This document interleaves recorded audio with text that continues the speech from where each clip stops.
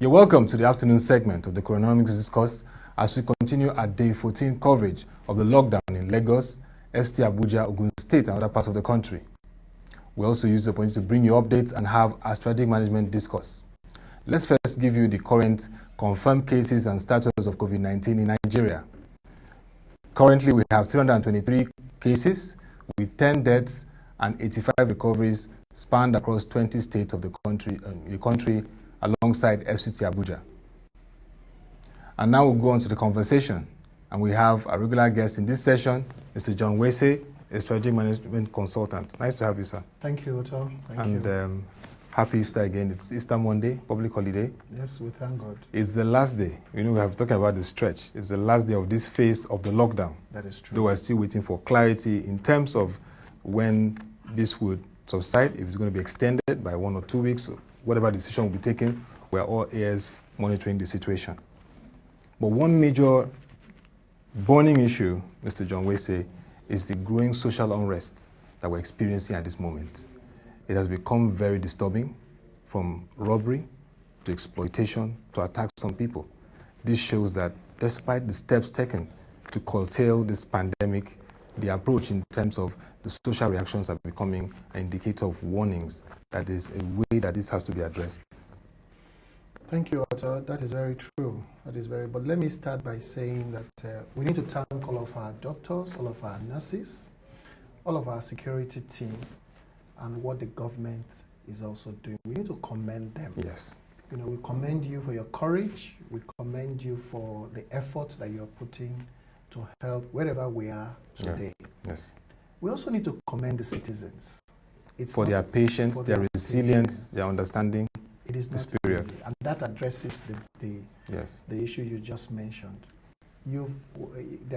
Because of the current situation, we've asked our citizens to stay home for 14 days, or 10 days, or 14 days. 14 days. All is inclusive. Yeah. 14 days, yes. Inclusive. Now, it's not easy, especially if you look at the population of the unemployed or the daily workers who have to go.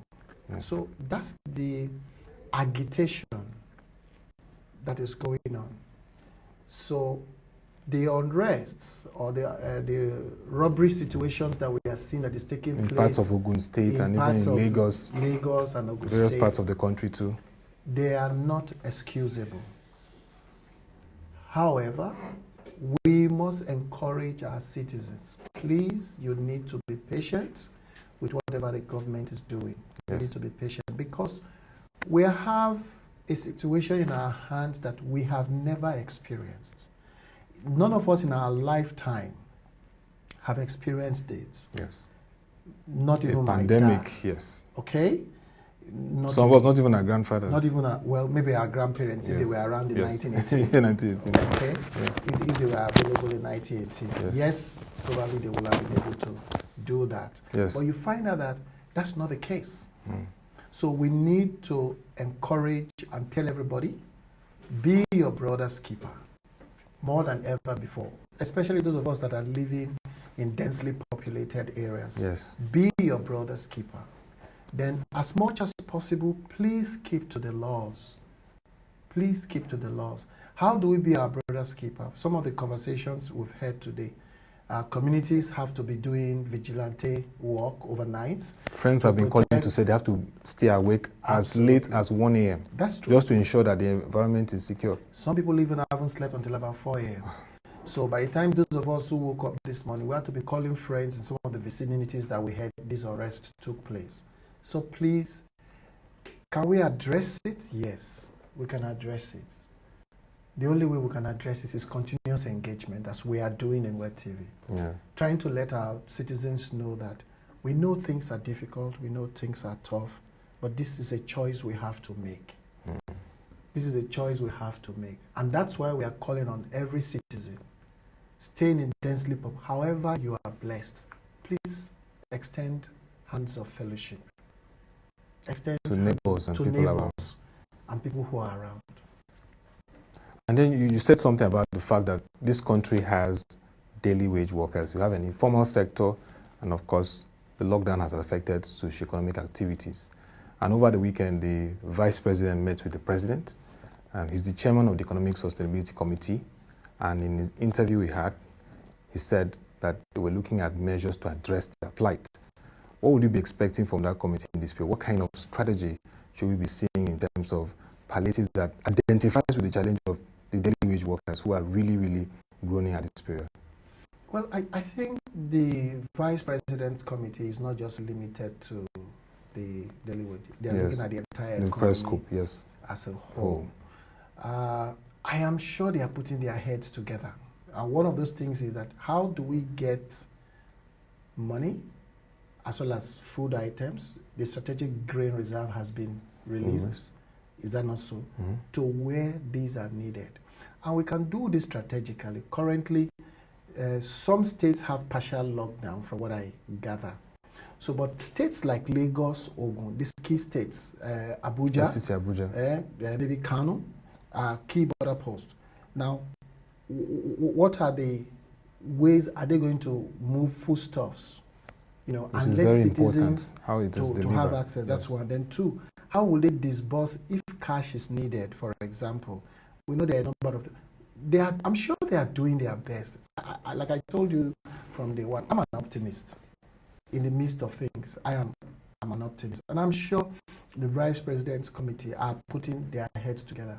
What would they expect? They should come out with ideas, with initiatives that will touch every sector. As we speak, nobody is telling us, because of our data, nobody is telling us how many jobs have been lost.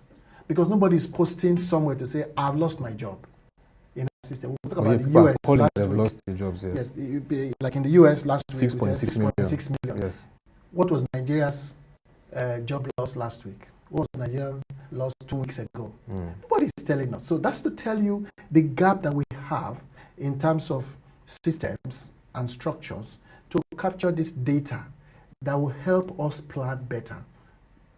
Then to support the citizens at any cadre that you are looking at. What about small businesses? So those are the palliatives, the ideas that the Vice President's committee are supposed to be looking at. Now, and I'm sure they're also going to put head together with the monetary policy the CBN has brought forward, you know, to aid whatever the government is doing with fiscal. You get the point? So I am sure they are doing that. My summary on that is let us wait and see what they come out with, but we don't have time. Yeah, time is really the time is essence. Because of the look at the unrest, the reaction people are you know manifesting as a result pleas and of their cries. People are hurting, are going through pain. So we don't have time for too long conversations, which is why proactive steps. The committee, like I spoke the other time, must stretch their tentacles so that people can help them think outside of the box. The Nigerian solution is not the US solution. What is unique, depending on the cadre of people that they are looking at, especially for SMEs, you know, what is the kind of intervention are they trying to extend to SMEs? Whose businesses have closed down? Who have asked employees to go? Okay? As the case may be. So what's the intervention? How will it get to them? All of those thoughts are being put in place right now. So those are the things that should be available. Then how will the CBN itself, you know, together with whatever corporate Nigeria have put together to support, where is the bridge? Where is the connection? So that all the connection thoughts, to the real issues, so that everything comes together and the citizens have a better life. Okay. Now, in terms of climes like Nigeria, do you think that this lockdown measure is elitist? It is whether it's elitist? Elitist, yes. No, it isn't.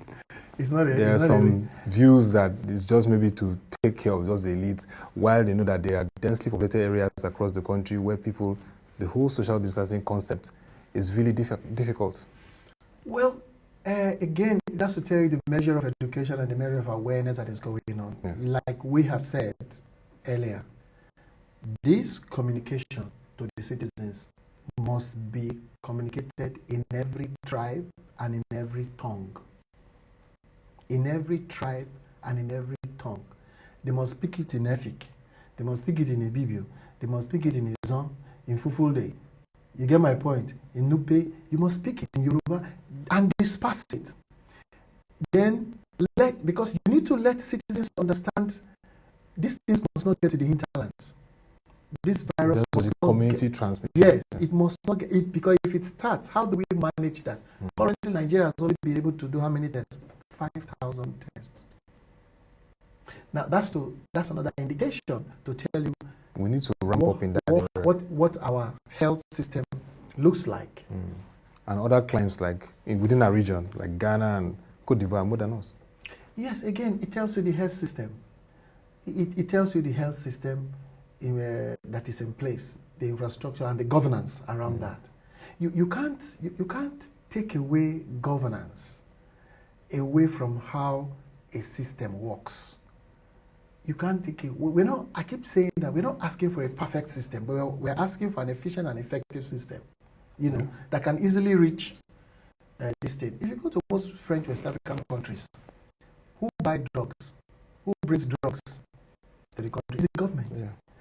So they register pharmacies and they ask, so you come and register and buy. So that's why the drugs you buy, you find most Nigerians buy their drugs from French West Africa, going to Cotonou, going to Niamey, or going to Chad. Yes, all those places. You buy drugs there. Cote d'Ivoire, Senegal, go to that. When you please buy this drug, because you are sure of the quality of the drug you are buying. And the efficiency of the regulation. You're sure of the quality. It's hard to talk about fake in those places. It's not that they don't take it, but it's difficult. Because every pharmacy that you enter is heavily regulated. You get my point, and their inventory is taken. So that's the issue of this. Yes, we need to be careful. We need to plead with our citizens. The same way we need to plead with all of our friends in governance, especially in the health system space. This is a time for everybody to come. The oath they swore to. This is a time for them to come forward. Again, we need to do everything we can to make sure that we support our health professionals with PPEs. The PPEs are very important. Because that's the major issue. We've heard the task force talk about it, the avenues of procuring more, and even the issue of other facilities, just to ensure that they are well protected while doing their job. If I were them, I'm sure they are doing that.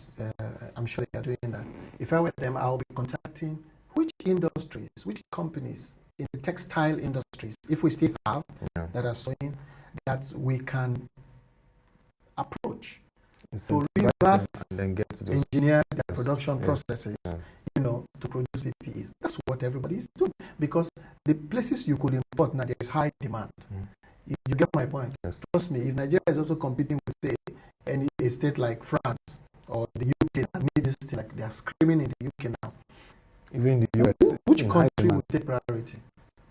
It's those G7 economies. Of course, those ones would take priority. They would take priority.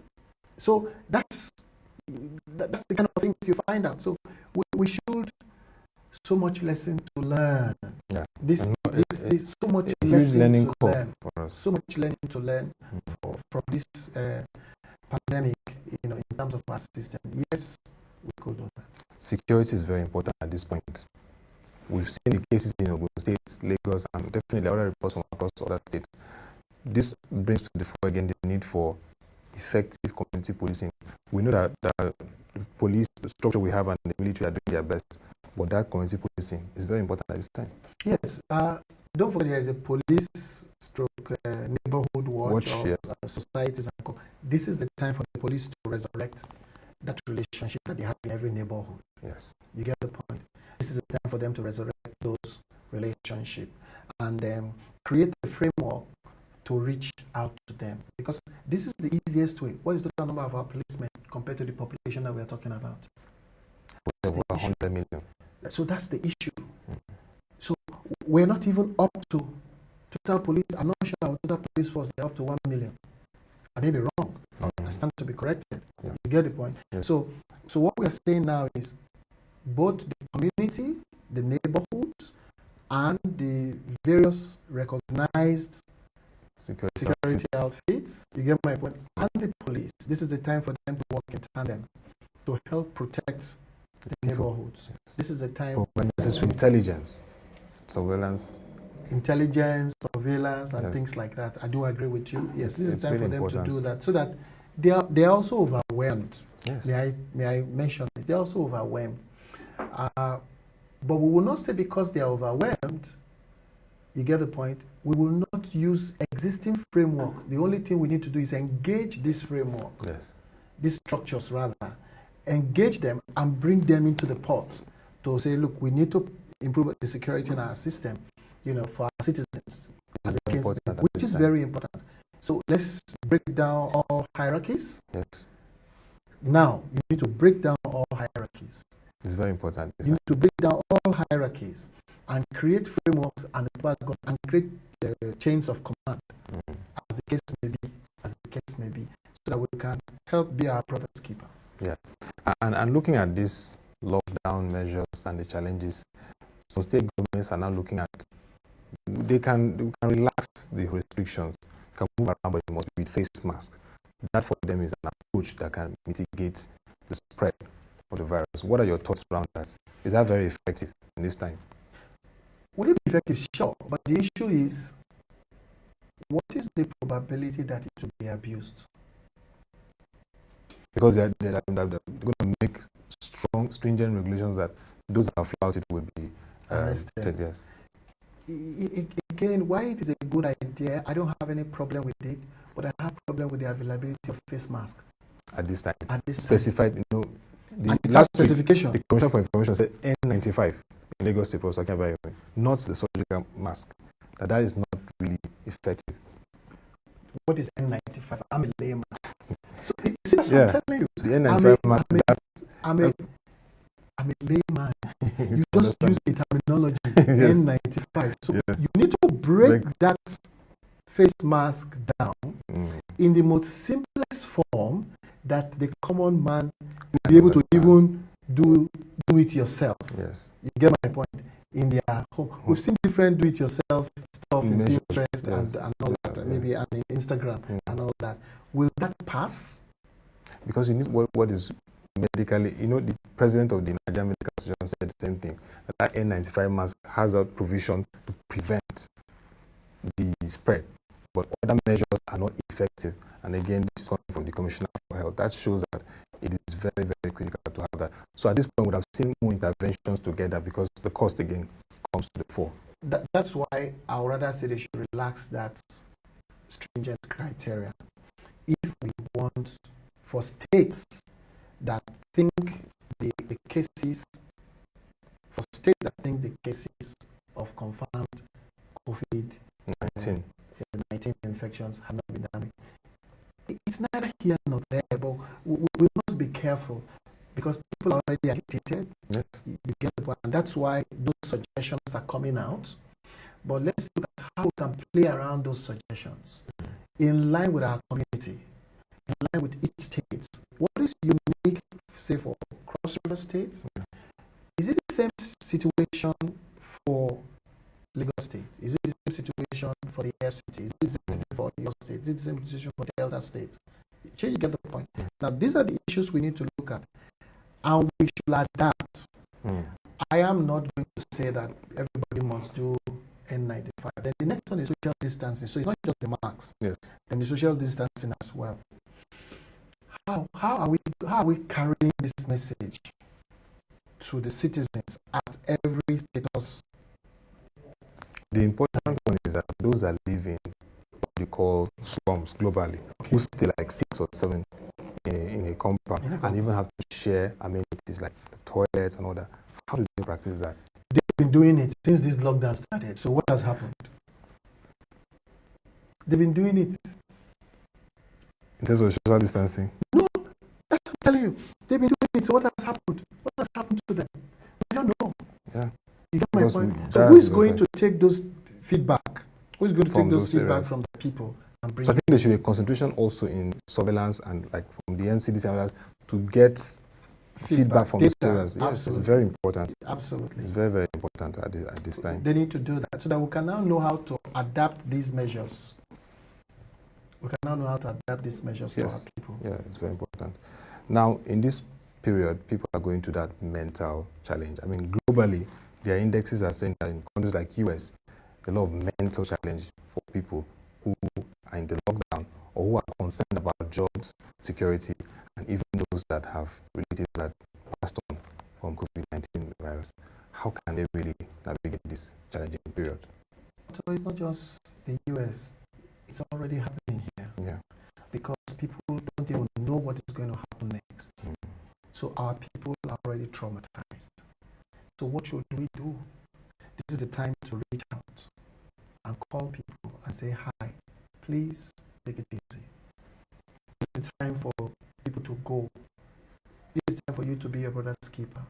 This is the time to, you know, when I looked at, when I listened to the speech by Boris Johnson, Appreciating the NHS, above all, he appreciated 2 nurses that sat beside his bed, you know, just, that's what we're talking about. How can you extend this to our fellow man? Not just the Prime Minister or head of government. So what kind of messages, I don't know the kind of messages that is going on in our radio, for example, especially for places where there is no light. Again, if you look at the power situation, most places may not have lights. Despite the free electricity for 2 months. Has it started? It hasn't started. It's not signed off. Yes. I understand the conversation is still on. And even the cost have been factored now. So I think it's terrible, but we'll keep pleading. Talk to a fit person. How can you inspire yourself? Look for good music. Stroll within your vicinity, within the confines that you will not flout the law, so that you can get fresh air. Okay? Be friendly. Greet people you've not been greeting before. Because you want to talk to somebody, and if you are alone, okay, who are you going to talk to if you're not used to it? If you are not used to it, some of us have this. It's not a time to snub people. Like, this is not the time to snub anyone, especially your neighbor. This is not the time to pose. This is not the time to pose. This is the time to say, hey, how are you? How are you doing? You know why you are doing it. You need help. You get the point. Yeah. I mean, my wife laughs at me. He says, you know, you're a loner. You can stay here and nobody will know you are available for 2-3 weeks. That's the truth. There are a lot of people that can live in those kind of very... in self-isolation, reserved in the midst of things. But not everyone's like that, particularly in a climate like Nigeria. It's tough. Yeah. It's tough. But we will keep encouraging our people. Nothing is... You talked about layoffs. Now, we're seeing several layoffs across the globe, and we're even seeing some beginning to happen in this climate, letters and all that. What will you be saying to them? Because it's about going through this period and then survival and then, I mean, income. My encouragement to, if you've been laid off, if your company has fallen off, or you've heard that your company is going to fall off soon, do not despair. This will surely pass. What are you thinking about? This is where you bring your creative mind. Nobody likes to lose his or her job, but situation has warranted it. That's 1. 2. Now, what is the communication that the firms that are laying off and closing up, what is the communication that they have with the staff? And what communication do they still plan to be having with them after they've asked them to leave? We are humans, we are not robots. Yes. So you need to communicate with them. Yeah? Sorry, we're sorry, you know what is happening. However, as we roll back to business, we will certainly come back to you. You'll be our first port of call to get things done. You know, it's they should just remain resilient. They should remain resilient. They shouldn't despair. This will pass. The government is putting things together. The corporate Nigeria, they are putting together. So many bodies, companies are, you know, my alumnus, for example, we just got an email. We're also trying to support. Yes, you know, from our alumni association, we're trying to support the government's effort as well, and they've asked all of us to make a contribution to a certain account. We are doing our best. Everybody's doing our best because we don't want to be carrying body bags. So please remain strong in this season. We're trying to check for comments here, and from Tommy T. Tommy T, that's the Twitter handle, is saying that it's really a challenging period we need encouragement, particularly security. We are so scared here. We don't know what will really happen. Please, we need government. Well, Tommy T, yes, I also share your concern. A smart way is get the nearest telephone numbers of the police station around you or all the hotlines for now. This is the time for you and I, for every one of us to get that. That's one. Two, if you belong to a neighborhood where they have an organized association, okay, try and also get the numbers of the officers over there. This is the time we need to be our brother's keeper. This is the time we need to look at for each other. We don't want to lose any one of our citizens, not in this period. And we are determined not to do that. The government is determined not to do that. And then looking, I think at least this saying here that what is the timeline? We've not heard any official statements. Do you know when they are going to take a decision on the lockdown? Is it going to be extended? What do we do? Well, I am as expectant as you are. You know, we think hopefully by now the government should have said something to say, okay, fine, for yes, we've said this, but don't also forget that the president said in his message, in Easter message, he said this lockdown will remain as long as it is necessary, but that is not sufficient, especially that we are coming to the end. Looking at his colleagues today from other countries like Rwanda, Kagame, they've always, at the end of it, they always issue a statement that, okay, it's 2 weeks or so. There's something. Yes, like but I think by now that statement should be out, unless if a formal statement has been made by the government and we are currently not aware of it. By the time we monitor that development. Yeah. In terms of the lockdown now, what will you see as a learning curve for me? What would you like to see more if it's extended in terms of additionals, in terms of restrictions, maybe easing restrictions or all those provisions factored in? What have we learned as a result of this lockdown? You and I have learned to dig deep into our inner self. Should it be extended, we need to still dig what? Deeper. Because the first thing is survival. The first thing is survival. That's one. Two, the next is to stretch hands of fellowship to one another in any way that we can. That's the second lesson. The third lesson is to get something to get you busy. Even if you say people should be doing online learning, there's a time you get tired. So how have you stretched your time? For example, how have I made in the last 2 weeks? I can tell you the way my time is. I've been doing coaching for free for people in different areas of their career and their businesses for about 8 to 9 hours every day, with the exception of Saturday and Sunday. That's really remarkable for me. Every day. That's what I've been doing, to share with people how they can. Guess what? I'm also learning from there.